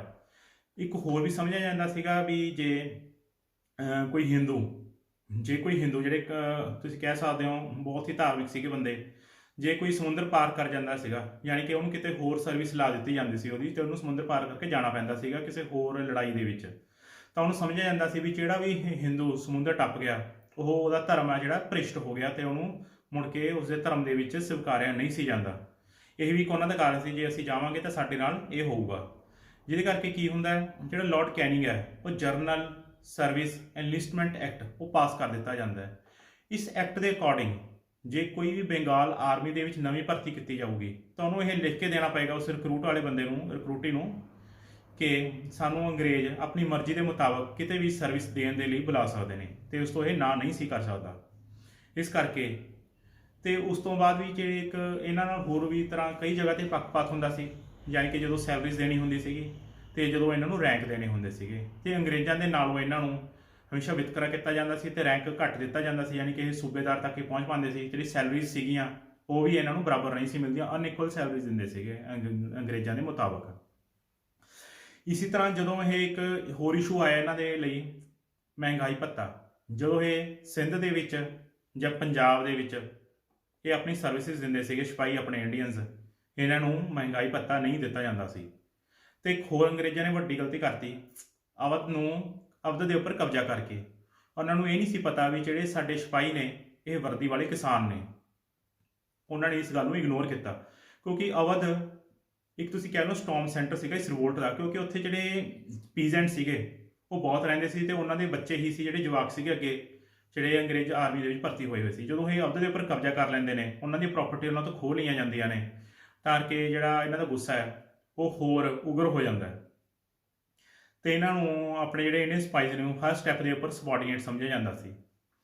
ਇਹ ਤਾਂ ਸੀਗੇ ਵੱਖ-ਵੱਖ ਕਾਜ਼ਿਜ਼ ਜਿਹੜੇ ਕਿ 1757 ਤੋਂ ਲੈ ਕੇ 85 ਤੋਂ ਲੈ ਕੇ 1857 ਤੱਕ ਹੁੰਦੇ ਆਏ ਸੀਗੇ। ਉਸ ਤੋਂ ਬਾਅਦ ਇੱਕਦਮ ਇਹਨਾਂ 'ਚ ਇੱਕ ਚਿੰਗਿਆਰੀ ਭੜਕਦੀ ਹੈ, ਯਾਨੀ ਕਿ ਜਿਹਨੂੰ ਆਪਾਂ ਕਹਿ ਸਕਦੇ ਹਾਂ ਇਮੀਡੀਏਟ ਕਾਜ਼ਿਜ਼।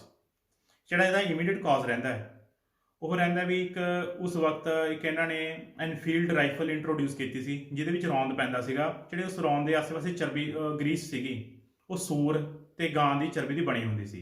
ਜਿਹੜਾ ਸੂਰ ਹੈ ਉਹ ਟੈਬੂ ਹੈ ਮੁਸਲਮਾਨਾਂ ਦੇ ਲਈ, ਜਿਹੜੀ ਗਾਂ ਆ ਉਹ ਪਵਿੱਤਰ ਹੈ ਹਿੰਦੂਆਂ ਦੇ ਲਈ। ਉਸ ਕਾਰਤੂਸ ਨੂੰ ਮੂੰਹ ਦੇ ਨਾਲ ਛਿੱਲਣਾ ਪੈਂਦਾ ਸੀ, ਜਿਹੜਾ ਕਿ ਚਮੜੀ ਦਾ ਬਣਿਆ ਹੋਇਆ ਸੀ। ਇਸ ਕਰਕੇ ਉਹਨਾਂ ਨੂੰ ਲੱਗਦਾ ਸੀ ਵੀ ਸਾਡਾ ਧਰਮ ਹੈ ਉਹ ਭ੍ਰਿਸ਼ਟ ਹੋ ਜਾਊਗਾ। ਇਹ ਸੀਗਾ ਇਮੀਡੀਏਟ ਕਾਜ਼, ਕਿਉਂਕਿ ਉਹਨਾਂ ਨੂੰ ਕਰਨਾ ਪੈਣਾ ਸੀਗਾ। ਇਸ ਕਰਕੇ ਉਹਨਾਂ ਨੇ ਇਹਦਾ ਵਿਦਰੋਹ ਕੀਤਾ ਕਿ ਅਸੀਂ ਇਹਦਾ ਇਸਤੇਮਾਲ ਨਹੀਂ ਕਰਾਂਗੇ। ਉਦੋਂ ਇਹਦੀ ਚਿੰਗਾੜੀ ਭੜਕਦੀ ਹੈ, ਤੇ ਜਿਹੜਾ ਰਿਵੋਲਟ ਹੈ ਉਹ ਅੱਗੇ ਸ਼ੁਰੂ ਹੋ ਜਾਂਦਾ ਹੈ ਫੈਲਣਾ ਹਿੰਦੁਸਤਾਨ ਦੇ ਵਿੱਚ। ਇਹ ਜ਼ਿਆਦਾਤਰ ਪੂਰੇ ਇੰਡੀਆ ਲੈਵਲ 'ਤੇ ਨਹੀਂ ਫੈਲਦਾ, ਕਿਸੇ ਕਿਸੇ ਜਗ੍ਹਾ 'ਤੇ ਫੈਲਦਾ ਹੈ। ਬਟ ਇਹਦਾ ਜਿਹੜਾ ਸਟਰੋਮ ਸੈਂਟਰ ਹੈ ਉਹ ਅਵਧ ਰਹਿੰਦਾ ਹੈ। ਜਿਹੜਾ ਸਟਾਰਟ ਹੁੰਦਾ ਹੈ ਰਿਵੋਲਟ ਉਹ ਮੇਰਠ ਤੋਂ ਸਟਾਰਟ ਹੁੰਦਾ ਹੈ 10 ਮਈ 1857। 10 ਮਈ 1857 ਇਹ ਡੇਟ ਕਈ ਵਾਰ ਪੇਪਰ 'ਚ ਪੁੱਛੀ ਜਾਂਦੀ ਹੈ ਵੀ ਰਿਵੋਲਟ ਹੈ ਜਿਹੜਾ ਕਦੋਂ ਸਟਾਰਟ ਹੁੰਦਾ ਹੈ ਤੇ ਕਿਹੜੀ ਜਗ੍ਹਾ ਤੋਂ ਸਟਾਰਟ ਹੋਇਆ। ਇਹ ਸਟਾਰਟ ਹੁੰਦਾ ਮੇਰਠ ਤੋਂ। ਮੇਰਠ ਤੁਸੀਂ ਯਾਦ ਰੱਖੋਗੇ, ਇਹ ਮੇਰਠ ਤੋਂ ਸਟਾਰਟ ਹੁੰਦਾ revolt. Mangal Pandey 34th native infantry. Mangal Pandey ਪੁੱਛਿਆ ਜਾਂਦਾ ਹੈ ਕਿਹੜੀ ਰੈਜੀਮੈਂਟ ਤੋਂ ਸੀਗਾ। ਹੈਗਾ 34th। ਇਹ ਆਪਣੇ ਮੇਜਰ ਸਰਜੈਂਟ ਨੂੰ ਮਾਰ ਦਿੰਦਾ ਬੈਰਕਪੁਰ ਦੇ ਵਿੱਚ। ਤੇ ਉਸ ਤੋਂ ਬਾਅਦ ਇਹਨੂੰ 8 ਅਪ੍ਰੈਲ ਨੂੰ 1857 ਨੂੰ ਫਾਂਸੀ ਲਗਾ ਦਿੱਤੀ ਜਾਂਦੀ ਹੈ। ਇਹ ਵੀ ਕਈ ਵਾਰ ਪੇਪਰ 'ਚ ਪੁੱਛਿਆ ਜਾਂਦਾ ਹੈ ਵੀ ਜਿਹੜਾ ਮੰਗਲ ਪਾਂਡੇ ਹੈ ਉਹ ਕਿਹੜੀ ਰੈਜੀਮੈਂਟ ਦਾ ਹੈ, ਇਹਨੂੰ ਫਾਂਸੀ ਕਿਹੜੀ ਤਰੀਕ ਨੂੰ ਲਗਾਈ। ਆਪਾਂ ਪੂਰਾ 8 ਅਪ੍ਰੈਲ ਯਾਦ ਰੱਖਣਾ। 8 ਅਪ੍ਰੈਲ 1857 ਨੂੰ ਫਾਂਸੀ ਲਗਾ ਦਿੱਤੀ ਜਾਂਦੀ ਹੈ। ਤੇ 10 ਮਈ ਨੂੰ ਸਾਰੇ ਦਿੱਲੀ ਵੱਲ ਨੂੰ ਕੂਚ ਕਰ ਦਿੰਦੇ ਨੇ। ਜਿਹੜਾ ਬਹਾਦਰ ਸ਼ਾਹ ਮੁਗਲਾਂ ਦਾ ਜਿਹੜਾ ਆਖਰੀ ਬਾਦਸ਼ਾਹ ਸੀਗਾ ਉਹਨੂੰ ਐਜ਼ ਏ ਸਿੰਬੋਲਿਕ ਹੈਡ ਘੋਸ਼ਿਤ ਕਰ ਦਿੰਦੇ ਨੇ ਕਿ ਤੂੰ 1857 ਦਾ ਰਿਵੋਲਟ ਆ ਲੀਡ ਕਰੇਗਾ। ਐਜ਼ ਏ ਸਿੰਬੋਲਿਕ ਹੈਡ ਉਹਨੂੰ ਅਸੀਂ ਘੋਸ਼ਿਤ ਕਰ ਦਿੰਦੇ ਹਾਂ ਜਿਹੜਾ ਲਾਸਟ ਮੁਗਲ ਐਂਪਰਰ ਹੈ ਬਹਾਦਰ ਸ਼ਾਹ। ਫਿਰ ਉਸ ਤੋਂ ਬਾਅਦ ਜਿਹੜੀ ਮਾਸ ਪਾਰਟੀਸਪੇਸ਼ਨ ਹੈ ਉਹ ਲੋਕ ਬਹੁਤ ਸਾਰੇ ਪਾਰਟੀਸਪੇਟ ਕਰਦੇ ਨੇ ਕਿਉਂਕਿ ਸਾਰੇ ਵਰਗਾਂ ਦੇ ਲੋਕ ਦੁਖੀ ਨੇ। ਪੀਜੈਂਟਸ ਪਾਰਟੀਸਪੇਟ ਕਰਦੇ ਨੇ, ਆਰਟੀਸਨਸ ਕਰਦੇ ਨੇ, ਸ਼ੌਪਕੀਪਰਸ ਕਰਦੇ ਨੇ, ਸਮਾਲ ਜ਼ਮੀਂਦਾਰਸ ਕਰਦੇ ਨੇ, ਰਿਲੀਜੀਅਸ ਪੀਪਲਸ ਕਰਦੇ ਨੇ ਤੇ ਸਿਵਲ ਸਰਵੈਂਟਸ ਕਰਦੇ ਨੇ। ਫਿਰ ਉਸ ਤੋਂ ਬਾਅਦ ਹੁਣ ਆਪਾਂ ਨੈਕਸਟ ਆ ਜਾਂਦਾ storm centres and leader of revolt. ਵੀ ਕਿੱਥੋਂ ਇਹ ਰਿਵੋਲਟ ਕਿਹਨੇ ਲੀਡ ਕੀਤਾ। ਵੀ ਪੇਪਰ 'ਚ ਕਈ ਵਾਰ ਪੁੱਛਿਆ ਜਾਂਦਾ ਹੈ ਮੈਚ ਦਾ ਫੋਲੋਇੰਗ ਦੇ ਕੁਐਸਚਨ ਦੇ ਵਿੱਚ, ਕਈ ਵਾਰ ਸਿੰਪਲ ਜਾਂ ਫਿਰ 1 ਲਾਈਨ ਹੁੰਦਾ। ਇਹਦੇ ਵਿੱਚ ਜਿਵੇਂ ਕਿ ਤੁਹਾਨੂੰ ਪਹਿਲਾਂ ਦੱਸਿਆ ਜਿਹੜਾ ਬਹਾਦਰ ਸ਼ਾਹ ਸੀਗਾ ਇਹ ਨੋਮੀਨਲ ਹੈਡ ਹੈ। ਜਿਹੜੀ ਅਸਲੀ ਕਮਾਂਡ ਹੈ ਉਹ ਜਨਰਲ ਬਖਤ ਖਾਨ ਕੋਲ ਹੈ, ਯਾਨੀ ਕਿ ਰੀਅਲ ਕਮਾਂਡਰ ਵਾ ਜਨਰਲ ਬਖਤ ਖਾਨ। ਫਿਰ ਨਾਨਾ ਸਾਹਿਬ ਜਿਹੜਾ ਅਡੋਪਟਿਡ ਸਨ ਹੈ ਬਾਜੀ ਰਾਓ II ਦਾ, ਪੇਸ਼ਵਾ ਬਾਜੀ ਰਾਓ II। ਇਹ ਵੀ ਕਈ ਵਾਰ ਪੁੱਛਿਆ ਜਾਂਦਾ ਹੈ ਨਾਨਾ ਸਾਹਿਬ ਕੌਣ ਨੇ, ਕਿਹਦੇ ਅਡੋਪਟਿਡ ਸਨ ਸੀਗਾ, ਪੇਸ਼ਵਾ ਬਾਜੀ ਰਾਓ II। ਇਹਨਾਂ ਦਾ ਇਸ਼ੂ ਹੁੰਦਾ ਪੈਨਸ਼ਨ। ਇਹਨਾਂ ਨੂੰ ਅੰਗਰੇਜ਼ ਸਰਕਾਰ ਜਿਹੜੀ ਪੈਨਸ਼ਨ ਹੈ ਉਹ ਡਿਨਾਈ ਕਰ ਦਿੰਦੀ ਹੈ, ਇਸ ਕਰਕੇ ਇਹ ਇਸ ਰਿਵੋਲਟ ਨੂੰ ਕਾਨਪੁਰ ਤੋਂ ਲੀਡ ਕਰਦੇ ਨੇ। ਇਸੇ ਤਰ੍ਹਾਂ ਬੇਗਮ ਹਜ਼ਰਤ ਮਹਿਲ ਲਖਨਊ ਦੀ। ਫਿਰ ਖਾਨ ਬਹਾਦਰ ਫਰੋਮ ਬਰੇਲੀ। ਖਾਨ ਬਹਾਦਰ ਖਾਨ ਇਹ ਬਰੇਲੀ ਦੇ ਉੱਪਰ ਲੀਡ ਕਰਦੇ ਨੇ। ਮੌਲਵੀ ਅਹਿਮਦੁੱਲਾ ਇਹ ਫੈਜ਼ਾਬਾਦ ਤੋਂ। ਰਾਣੀ ਲక్ష్ਮੀ ਬਾਈ ਝਾਂਸੀ ਤੋਂ। ਤੇ ਬਿਹਾਰ ਤੋਂ ਕਨਵਰ ਸਿੰਘ ਇਹ ਲੀਡ ਕਰਦੇ ਨੇ 1857 ਦੇ ਰਿਵੋਲਟ ਨੂੰ। ਫਿਰ ਉਸ ਦੇ ਉੱਪਰ ਜਿਹੜੀ ਬ੍ਰਿਟਿਸ਼ ਹਕੂਮਤ ਹੈ ਬਹੁਤ ਬੁਰੇ ਤਰੀਕੇ ਨਾਲ ਟੁੱਟ ਕੇ ਪੈਂਦੀ ਹੈ ਤੇ ਇਸ ਰਿਵੋਲਟ ਨੂੰ ਸਪਰੈਸ ਕਰ ਦਿੱਤੀ ਜਾਂਦੀ ਹੈ ਤੇ ਫਾਈਨਲੀ ਇਹਨੂੰ ਦਬਾ ਦਿੱਤਾ ਜਾਂਦਾ ਰਿਵੋਲਟ ਨੂੰ। ਜਿਹੜੀ ਦਿੱਲੀ ਹੈ ਉਹਦੇ ਉੱਪਰ ਕਬਜ਼ਾ ਕਰਦਾ ਦੁਬਾਰ ਤੋਂ ਜੌਨ ਨਿਕੋਲਸਨ। ਜਿਹੜਾ ਬਹਾਦਰ ਸ਼ਾਹ ਦਾ ਮੁੰਡਾ ਹੁੰਦਾ ਹੈ ਉਹਨੂੰ ਹਡਸਨ, ਲਿeutenant ਜਿਹੜਾ ਹਡਸਨ ਹੈ ਬਲੈਕ ਰੇਂਜ 'ਤੇ ਰੱਖ ਕੇ ਉਹਨੂੰ ਗੋਲੀ ਮਾਰ ਕੇ ਸ਼ਹੀਦ ਕਰ ਦਿੰਦਾ ਹੈ। ਇਸ ਤਰ੍ਹਾਂ ਕਾਨਪੁਰ ਤੇ ਲਖਨਊ ਇਹਨੂੰ ਉੱਪਰ ਦੁਬਾਰ ਤੋਂ ਇਹਨੂੰ ਆਕੂਪਾਈ ਕਰਦਾ ਸਰ ਕੋਲਿਨ ਕੈਂਪਬੈਲ। ਰਾਣੀ ਜਿਹੜੀ ਝਾਂਸੀ ਹੈ ਝਾਂਸੀ ਤੋਂ ਲੜੀ ਸੀਗੀ, ਜਦੋਂ ਰਾਣੀ ਝਾਂਸੀ ਹਾਰ ਜਾਂਦੀ ਹੈ ਤੇ ਝਾਂਸੀ ਉੱਪਰ ਦੁਬਾਰ ਤੋਂ ਕਬਜ਼ਾ ਹੋ ਜਾਂਦਾ ਹਗਰੋਜ਼ ਦਾ। ਇਸੇ ਤਰ੍ਹਾਂ ਜਿਹੜੀ ਬੇਗਮ ਆਫ ਅਵਧ ਹੈ ਤੇ ਨਾਨਾ ਸਾਹਿਬ ਇਹ ਨੇਪਾਲ ਵੱਲ ਨੂੰ ਭੱਜ ਲੈਂਦੇ ਨੇ। ਬਨਾਰਸ ਆਕੂਪਾਈਡ ਬਾਏ ਕੋਲਿਨ ਨੀਲ। ਹੁਣ ਸਾਨੂੰ ਇਹ ਦੇਖਣਾ ਹੋਏਗਾ ਕਿ ਜਿਹੜਾ ਰਿਵੋਲਟ ਹੈ ਇੰਨਾ ਕੁਛ ਹੋਣ ਤੋਂ ਬਾਅਦ ਵੀ ਇਹ ਯਾਨੀ ਕਿ ਸਾਡਾ ਕੌਨਫੀਡੈਂਸ ਲੈਵਲ ਇੰਨਾ ਹਾਈ ਸੀਗਾ, ਸਾਡਾ ਤਰੀਕਾ ਵੀ ਠੀਕ ਸੀਗਾ, ਪਰ ਇਹ ਫਿਰ ਫੇਲ ਹੋ ਕਿਉਂ ਗਿਆ। ਇਹਦੇ ਫੇਲ ਹੋਣ ਦੇ ਕੁਝ ਮੁੱਖ ਕਾਰਨ ਨੇ। ਸਭ ਤੋਂ ਪਹਿਲਾਂ ਹੈਗੀ ਹੈ ਨੋ ਆਲ ਇੰਡੀਆ ਪਾਰਟੀਸਪੇਸ਼ਨ, ਯਾਨੀ ਕਿ ਪੂਰੇ ਇੰਡੀਆ ਦੀ ਪਾਰਟੀਸਪੇਸ਼ਨ ਨਹੀਂ ਸੀਗੀ। ਜਿਵੇਂ ਕਿ ਤੁਹਾਨੂੰ ਦੱਸਿਆ ਕਿ ਵੱਖਰੇ ਵੱਖਰੇ ਸੂਬਿਆਂ ਦੇ ਵਿੱਚ ਜਾਂ ਸਟੇਟਸ ਤੋਂ ਸ਼ੁਰੂ ਹੁੰਦਾ ਤੇ ਉੱਥੇ ਤੱਕ ਹੀ ਸੀਮਤ ਰਹਿ ਜਾਂਦਾ। All classes of people did not join. ਜਿਹੜੇ ਵੱਡੇ ਜ਼ਮੀਂਦਾਰ ਨੇ, ਤਾਲੁਕਦਾਰ ਸੀਗੇ ਅਵਧ ਦੇ, ਮਨੀ ਲੈਂਡਰ ਸੀਗੇ, ਮਰਚੈਂਟ ਸੀਗੇ, ਉਹ ਇਹਦੇ ਵਿੱਚ ਆਪਣੀ ਹਿੱਸੇਦਾਰੀ ਨਹੀਂ ਪਾਉਂਦੇ। ਇਸ ਤਰ੍ਹਾਂ ਜਿਹੜੇ ਐਜੂਕੇਟਿਡ ਇੰਡੀਅਨ ਸੀਗੇ, ਮਿਡਲ ਕਲਾਸ ਇੰਡੀਅਨ ਸੀਗੇ, ਉਹਨਾਂ ਨੂੰ ਲੱਗਦਾ ਸੀ ਕਿ ਬੈਕਵਰਡ ਲੁਕਿੰਗ ਆ ਵੀ ਸਾਨੂੰ ਹੋਰ ਪਿੱਛੇ ਧਕੇਲ ਦੇਣਗੇ, ਰਿਵੋਲਟ ਦੇ ਨਾਲ ਸਾਨੂੰ ਬਹੁਤ ਨੁਕਸਾਨ ਹੋਏਗਾ। ਤੇ ਉਸ ਤੋਂ ਵੱਡਾ ਜਿਹੜਾ ਇੱਕ ਹੋਰ ਇੰਪੋਰਟੈਂਟ ਪੁਆਇੰਟ ਹੈ ਜਿਹੜੇ ਇੰਡੀਅਨ ਰੂਲਰ ਸੀਗੇ ਉਹਨਾਂ ਨੇ ਵੀ ਜਿਹੜੇ ਆਪਣੇ ਲੋਕਾਂ ਦਾ ਸਾਥ ਨਹੀਂ ਦਿੱਤਾ, ਉਹਨਾਂ ਨੇ ਵੀ ਅੰਗਰੇਜ਼ਾਂ ਦਾ ਸਾਥ ਦਿੱਤਾ ਕਿਉਂਕਿ ਉਹਨਾਂ ਨੂੰ ਪਤਾ ਸੀਗਾ ਵੀ ਜਿਹੜੇ ਰਾਜਿਆਂ ਦਾ ਰੂਲ ਹੈ ਉਹ ਕਿਵੇਂ ਦਾ ਹੁੰਦਾ। ਉਹ ਤਾਂ ਸਾਰੇ ਦੁਖੀ ਸੀਗੇ ਵੀ ਉਹਨੂੰ ਬਹੁਤ ਤੰਗ ਕਰਦੇ ਸੀਗੇ। ਜੇ ਕਿਤੇ ਰਿਵੋਲਟ ਸਕਸੈਸਫੁਲ ਹੋ ਜਾਂਦਾ ਰਾਜਿਆਂ ਤੋਂ ਉਹਨਾਂ ਦੀ ਜਿਹੜੀ ਰਾਜਾਸ਼ਾਹੀ ਹੈ ਖੁੱਸ ਸਕਦੀ ਸੀ। ਇਸ ਕਰਕੇ ਉਹਨਾਂ ਨੇ ਆਪਣੀ ਹੋਂਦ ਨੂੰ ਬਚਾਉਣ ਦੇ ਲਈ ਅੰਗਰੇਜ਼ਾਂ ਦਾ ਸਾਥ ਦਿੱਤਾ ਤੇ ਉਹਦੇ ਵਿੱਚ ਸਾਥ ਦੇਣ ਵਾਲੇ ਸੀਗੇ ਹੌਲਕਰਸ ਆਫ ਇੰਦੌਰ। ਹੁਣ ਤੁਸੀਂ ਇਹਨੂੰ ਯਾਦ ਰੱਖਿਓ ਕਿਉਂਕਿ ਇਹ ਜਿਹੜੇ ਮੈਚ ਦਾ ਫੋਲੋਇੰਗ ਹੈ ਇਹ ਵਿੱਚ ਕਈ ਵਾਰ ਪੁੱਛਿਆ ਗਿਆ ਕੁਐਸਚਨ ਤੇ ਉਸ ਬਾਅਦ ਆਪਾਂ ਕਰਾਂਗੇ ਵੀ। ਤੇ ਸਾਥ ਦੇਣ ਜਿਨ੍ਹਾਂ ਨੇ ਪਾਰਟੀਸਪੇਟ ਨਹੀਂ ਕੀਤਾ ਉਹ ਸੀਗੇ Holkars of Indore, Scindias of Gwalior, Gaekwads of Baroda, maharaja of Patiala ਤੇ ਹੋਰ ਜਿਹੜੇ ਆਪਣੇ ਕਾਰਨ ਰਹੇ ਨੇ ਪੂਅਰ ਆਰਮਸ ਐਂਡ ਇਕੁਇਪਮੈਂਟਸ। ਜਿਹੜੇ ਸਾਡੇ ਕੋਲ ਵੇਪਨਸ ਸੀਗੇ ਅਸੀਂ ਤਲਵਾਰਾਂ ਡੰਡਿਆਂ ਨਾਲ ਹੀ ਲੜਦੇ ਰਹੇ ਜਾਂ ਛੋਟੇ ਛੋਟੇ ਰਿਵਾਲਵਰ ਸੀਗੇ ਉਹਨਾਂ ਨਾਲ ਲੜਦੇ ਰਹੇ। ਉਹਨਾਂ ਕੋਲ ਹਾਈਟੈਕ ਹਥਿਆਰ ਸੀਗੇ, ਜਿਸ ਕਰਕੇ ਉਹਨਾਂ ਜਿਹੜੀ ਕਮਿਊਨੀਕੇਸ਼ਨ ਸਟਰੋਂਗ ਸੀਗਾ, ਸਾਡਾ ਕਮਿਊਨੀਕੇਸ਼ਨ ਵੀਕ ਸੀਗਾ, ਅਸੀਂ ਕਮਿਊਨੀਕੇਟ ਨਹੀਂ ਸੀ ਕਰ ਸਕਦੇ ਚੰਗੀ ਤਰ੍ਹਾਂ। ਫਿਰ ਪੂਅਰਲੀ ਆਰਗੇਨਾਈਜ਼ਡ, ਲੈਕ ਆਫ ਕੋਆਰਡੀਨੇਸ਼ਨ, ਤੇ ਸਾਡੇ 'ਚ ਕੋਈ ਕੋਆਰਡੀਨੇਸ਼ਨ ਵੀ ਨਹੀਂ ਸੀਗਾ। ਨੋ ਯੂਨੀਫਾਈਡ ਆਈਡੀਓਲੋਜੀ, ਸਾਡੇ 'ਚ ਕੋਈ ਨੇਸ਼ਨ ਦੇ ਪ੍ਰਤੀ ਲੜਨ ਦੀ ਵੀ ਅਸੀਂ ਇਹਨੂੰ ਆਜ਼ਾਦ ਕਰਾਉਣਾ ਹੈ ਉਹ ਭਾਵਨਾ ਨਹੀਂ ਸੀਗੀ। ਹਰ ਕੋਈ ਆਪਣੇ ਆਪਣੇ ਕਾਰਨ ਲਈ ਲੜ ਰਿਹਾ ਸੀਗਾ। ਜਿਵੇਂ ਤੁਹਾਨੂੰ ਪਤਾ ਨਾਨਾ ਸਾਹਿਬ ਪੈਨਸ਼ਨ ਲਈ ਲੜ ਰਹੇ ਸੀ, ਰਾਣੀ ਲక్ష్ਮੀ ਬਾਈ ਜਿਹੜਾ ਉਹਦਾ ਅਡੋਪਟਡ ਸਨ ਸੀਗਾ ਉਹਨੂੰ ਲੀਗਲ ਹੇਅਰ ਯਾਨੀ ਕਿ ਉਸ ਤੋਂ ਅਗਲਾ ਐਲਾਨਣ ਦੀ ਕਵਾਇਦ ਵਿੱਚ ਸੀਗੀ, ਅਤੇ ਉਹਨੂੰ ਅੰਗਰੇਜ਼ ਨੇ ਡਿਨਾਈ ਕਰਤਾ ਸੀਗਾ। ਇਸ ਕਰਕੇ ਉਹ ਆਪਣੇ ਉਸ ਕਾਰਨ ਕਰਕੇ ਲੜ ਰਹੀ ਸੀਗੀ। ਅਤੇ ਜਿਹੜੇ ਆਪਣੇ ਸਿਪਾਹੀ ਸੀਗੇ ਉਹ ਤੁਹਾਨੂੰ ਪਤਾ ਉਹਨਾਂ ਨੂੰ ਵਿਤਕਰਾ ਹੁੰਦਾ ਸੀਗਾ, ਉਸ ਕਰਕੇ ਲੜਦੇ ਸੀਗੇ। ਯਾਨੀ ਕਿ ਹਰ ਇੱਕ ਆਪਣੇ ਆਪਣੇ ਕਾਰਨ ਲਈ ਲੜ ਰਿਹਾ ਸੀ, ਇੱਕ ਯੂਨੀਫਾਈਡ ਫੀਲਿੰਗ ਨਹੀਂ ਸੀ ਵੀ ਅਸੀਂ ਨੇਸ਼ਨ ਨੂੰ ਆਜ਼ਾਦ ਕਰਾਉਣਾ ਹੈ, ਅਸੀਂ ਨੇਸ਼ਨਲ ਲਈ ਲੜਨਾ ਹੈ, ਯਾਨੀ ਕਿ ਨੈਸ਼ਨਲਿਜ਼ਮ ਮਿਸਿੰਗ ਸੀਗਾ। Lack of unity among Indian, ਸਾਡੇ 'ਚ ਯੂਨਿਟੀ ਨਹੀਂ ਸੀਗੀ। ਇੰਡੀਅਨ ਪ੍ਰਿੰਸਿਸ ਨੇ ਸਾਥ ਨਹੀਂ ਦਿੱਤਾ, ਮਿਡਲ ਕਲਾਸ ਨੇ ਸਾਥ ਨਹੀਂ ਦਿੱਤਾ, ਵੱਡੇ ਜ਼ਮੀਂਦਾਰ, ਤਾਲੁਕਦਾਰ, ਲੈਂਡ ਓਨਰਸ, ਲੈਂਡ ਲਾਰਡਸ, ਉਹਨਾਂ ਨੇ ਵੀ ਆਪਣਾ ਸਾਥ ਨਹੀਂ ਦਿੱਤਾ। ਇਹ ਜਿਹੜੇ ਕਾਰਨ ਰਹੇ ਨੇ ਫੇਲ ਹੋਣ ਦੇ। ਸਿਗਨੀਫਿਕੈਂਸ, ਕੀ ਮਹੱਤਤਾ ਸੀਗੀ ਇਸ ਰਿਵੋਲਟ ਦੀ। ਭਾਵੇਂ ਕਿ ਜਿਹੜਾ ਆਬਜੈਕਟਿਵ ਅਚੀਵ ਕਰਨ ਦੇ ਵਿੱਚ ਇਹ ਰਿਵੋਲਟ ਆ ਉਹ ਫੇਲ ਹੋ ਗਿਆ, ਯਾਨੀ ਕਿ ਸਾਨੂੰ ਆਜ਼ਾਦੀ ਇਹ ਨਹੀਂ ਦਵਾ ਸਕਿਆ। ਬਟ ਜਿਹੜਾ ਇਹਦਾ ਪੋਜ਼ੀਟਿਵ ਆਊਟਕਮ ਦੇਖਣ 'ਚ ਮਿਲਦਾ ਉਹ ਸੀਗਾ ਹਿੰਦੂ ਮੁਸਲਿਮ ਯੂਨਿਟੀ। ਹਿੰਦੂ ਮੁਸਲਿਮ ਯੂਨਿਟੀ ਹੋ ਗਈ ਸੀ। ਤੁਹਾਨੂੰ ਪਤਾ ਜਿਹੜਾ ਡਿਵਾਈਡ ਐਂਡ ਰੂਲ ਪਾਲਿਸੀ ਚੱਲ ਰਹੀ ਸੀਗੀ ਅੰਗਰੇਜ਼ਾਂ ਦੀ, ਇਹਨਾਂ ਨੂੰ ਆਪਸ ਦੇ ਵਿੱਚ ਲੜਾਉਣ ਦੀ, ਉਹਦੇ ਕਰਕੇ ਬਹੁਤ ਸਾਰੇ ਡਿਫਰੈਂਸਿਸ ਆ ਚੁੱਕੇ ਸੀਗੇ। ਬਟ ਜਦੋਂ ਅਸੀਂ ਇੱਕ ਸਟੇਜ 'ਤੇ ਇਕੱਠੇ ਹੋਏ 1857 ਦੇ ਰਿਵੋਲਟ 'ਚ ਜਦੋਂ ਅਸੀਂ ਇਕੱਠੇ ਹੋਏ, ਸਾਡੇ ਵਨਨੈਸ ਦੀ ਫੀਲਿੰਗ ਆ ਗਈ ਵੀ ਕਿ ਇਹ ਵੀ ਸਾਡੇ ਭਾਈ ਬੰਧੂ ਨੇ। ਇਸ ਕਰਕੇ ਇਹਨਾਂ ਦੀ ਜਿਹੜੀ ਯੂਨਿਟੀ ਆ ਉਹ ਇੱਕ ਸਿਗਨੀਫਿਕੈਂਟ ਇਵੈਂਟ ਸੀਗਾ। ਨੇਚਰ ਆਫ ਰਿਵੋਲਟ, ਰਿਵੋਲਟ ਕਿਵੇਂ ਦਾ ਸੀਗਾ, ਯਾਨੀ ਕਿ ਇਹਨੂੰ ਆਪਾਂ ਕਿੱਦਾਂ ਡਿਫਾਈਨ ਕਰ ਸਕਦੇ ਹਾਂ ਵੀ ਰਿਵੋਲਟ ਕੀ ਸੀ, ਕਿ ਇਹ ਵਾਕਈ ਹੀ ਫਸਟ ਵਾਰ ਆਫ ਇੰਡੀਪੈਂਡੈਂਸ ਸੀ ਜਾਂ ਨਹੀਂ। ਵੀਡੀ ਸਾਵਰਕਰ ਜਿਹੜਾ ਕਿ ਬਹੁਤ ਹੀ ਫੇਮਸ ਇਹਦੀ ਕੋਟੇਸ਼ਨ ਹੈ, planned war of national independence, ਇਹ ਇਹਨੇ ਆਪਣੀ ਕਿਤਾਬ 'ਚ ਲਿਖਿਆ ਹੈ the Indian war of independence of 1857। ਜਿਹੜਾ ਵੀਡੀ ਸਾਵਰਕਰ ਹੈ ਇਹ called the revolt first war of Indian independence. ਇਹ ਪੁੱਛਿਆ ਜਾਂਦਾ ਜਿਹੜਾ first war of Indian independence ਹੈ ਇਹ ਗੱਲ ਕਿਹਨੇ ਕਹੀ ਸੀ, ਤਾਂ ਵੀਡੀ ਸਾਵਰਕਰ। ਇਸ ਤਰ੍ਹਾਂ ਡਾਕਟਰ ਆਰ.ਸੀ. ਮਜੂਮਦਰ ਉਹ ਇਹਨੂੰ ਦੇਖਦੇ ਨੇ neither first nor national nor war of independence. ਇਸ ਤਰ੍ਹਾਂ ਜਵਾਹਰ ਲਾਲ ਨਹਿਰੂ ਉਹਨਾਂ ਦੀ ਜਿਹੜੀ ਬੁੱਕ ਹੈ ਡਿਸਕਵਰੀ ਆਫ ਇੰਡੀਆ ਉਹ ਦੇਖਦੇ ਨੇ ਇਹਨੂੰ ਐਜ਼ ਏ ਫਿਊਡਲ ਅਪਰਾਈਜ਼ਿੰਗ। ਐਮ.ਐਨ. ਰॉय ਉਹ ਇਸ ਰਿਵੋਲਟ ਦੇ ਬਾਰੇ ਕੀ ਕਹਿੰਦੇ ਨੇ, ਫਿਊਡਲਿਜ਼ਮ ਅਗੇਂਸਟ ਕਮਰਸ਼ੀਅਲ ਕੈਪੀਟਲਿਜ਼ਮ। ਹੁਣ ਇਸ ਤੋਂ ਬਾਅਦ ਇੱਕ ਬਹੁਤ ਹੀ ਫੇਮਸ ਪੇਪਰ ਦੇ ਵਿੱਚ ਕੁਐਸਚਨ ਆਉਂਦਾ ਹੁੰਦਾ ਹੈ, ਇਹ ਪੁੱਛਦੇ ਨੇ it was more than a mutiny yet much less than a first war of Indian independence. ਇਹ ਗੱਲ ਕਹੀ ਸੀ ਸਟੈਨਲੇ ਵੋਲਪਾਰਟ ਨੇ। ਕੌਨਸੀਕੁਐਂਸਿਸ, ਇਸ ਰਿਵੋਲਟ ਤੋਂ ਬਾਅਦ ਨਤੀਜਾ ਕੀ ਨਿਕਲਦਾ ਹੈ। ਰਿਵੋਲਟ ਫੇਲ ਹੋ ਗਿਆ, ਹੁਣ ਸਰਕਾਰ ਅੱਗੇ ਕੀ ਸਟੈਪ ਚੱਕਦੀ ਹੈ ਤਾਂ ਕਿ ਉਹ ਇਹੋ ਜਿਹੇ ਰਿਵੋਲਟ ਅੱਗੇ ਨਾ ਹੋਣ। ਕੌਨਸੀਕੁਐਂਸਿਸ ਕੀ ਨਿਕਲਦੇ ਨੇ। ਕਰਾਊਨ ਟੁੱਕ ਓਵਰ, ਜਿਹੜਾ ਬ੍ਰਿਟਿਸ਼ ਕਰਾਊਨ ਹੈ ਉਹ ਹੁਣ ਡਾਇਰੈਕਟਲੀ ਉਹ ਇੰਡੀਆ ਦੇ ਉੱਪਰ ਰਾਜ ਕਰੇਗਾ, ਅਤੇ ਜਿਹੜਾ ਕੰਪਨੀ ਰੂਲ ਹੈ ਉਹ ਐਬੋਲਿਸ਼ ਕਰ ਦਿੱਤਾ ਜਾਂਦਾ ਹੈ। ਅਤੇ ਜਿਹੜਾ ਗਵਰਨਮੈਂਟ ਆਫ ਇੰਡੀਆ ਐਕਟ ਹੈਗਾ 1858 ਉਹ ਪਾਸ ਕੀਤਾ ਜਾਂਦਾ ਹੈ, ਅਤੇ ਉਸ ਦੇ ਮੁਤਾਬਕ ਜਿਹੜੀ ਕੁਈਨ ਵਿਕਟੋਰੀਆ ਉਹਨੂੰ sovereign of British India declare ਕਰ ਦਿੱਤਾ ਜਾਂਦਾ ਹੈ। ਅਤੇ ਇੱਕ ਅਪੁਆਇੰਟਮੈਂਟ ਹੁੰਦੀ ਹੈ secretary of states for India ਦੇ ਲਈ, ਜਿਹੜਾ ਕਿ ਇੱਕ ਬ੍ਰਿਟਿਸ਼ ਕੈਬਨਿਟ ਦਾ ਮੈਂਬਰ ਹੁੰਦਾ ਹੈ। ਕੁਈਨ ਦੀ ਜਿਹੜੀ ਪ੍ਰੋਕਲੇਮੇਸ਼ਨ ਹੈ ਘੋਸ਼ਣਾ ਇਹ ਲਾਰਡ ਕੈਨਿੰਗ ਇਲਾਹਾਬਾਦ ਦਰਬਾਰ ਦੇ ਵਿੱਚ ਸੁਣਾਉਂਦਾ ਹੈ, ਅਤੇ ਉਸ ਦੇ ਮੁਤਾਬਕ ਅਤੇ ਜਿਹੜਾ ਗਵਰਨਰ ਜਨਰਲ ਦਾ ਟਾਈਟਲ ਹੈ ਉਹਨੂੰ ਇੱਕ ਐਡੀਸ਼ਨਲ ਟਾਈਟਲ ਮਿਲ ਜਾਂਦਾ ਹੈ ਵਾਇਸਰਾਏ, ਯਾਨੀ ਕਿ ਹੁਣ ਆਪਾਂ 1858 ਤੋਂ ਬਾਅਦ ਉਹਨੂੰ ਗਵਰਨਰ ਜਨਰਲ ਨਹੀਂ ਕਹਾਂਗੇ, ਉਹਨੂੰ ਵਾਇਸਰਾਏ ਕਹਾਂਗੇ। ਅਤੇ ਜਿਹੜਾ ਆਪਣਾ ਪਹਿਲਾ ਵਾਇਸਰਾਏ ਬਣਦਾ ਹੈ ਉਹ ਬਣਦਾ ਹੈ ਲਾਰਡ ਕੈਨਿੰਗ।